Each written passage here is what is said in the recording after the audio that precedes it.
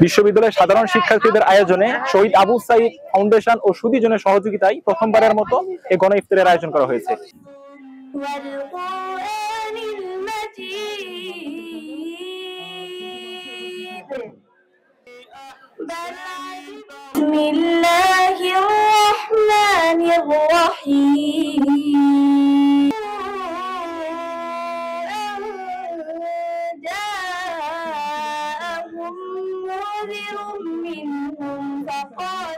পাঁচই আগস্টের পর অভ্যুত্থান পরবর্তী যারা এই আমাদের যারা সপক্ষের শক্তি ছিল তাদেরকে নিয়ে সেই গণমানুষকে নিয়ে আমরা একটি ইফতার আয়োজন করি।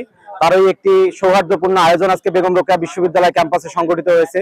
এখানে শিক্ষক, শিক্ষার্থী, কর্মকর্তা, কর্মচারী সহ রংপুরের সকল রাজনৈতিক ব্যক্তিত্ব এবং সকল প্রশাসনিক ব্যক্তিত্ব এবং সুধীজন সকলেই আজকে এই বেগম রোকেয়া বিশ্ববিদ্যালয় ক্যাম্পাসে একত্রিত হয়েছে। আমরা মনে করি যে তারা এই শহীদদের জন্য দোয়া এবং আত্মার মাগফিরাত কামনা করবেন।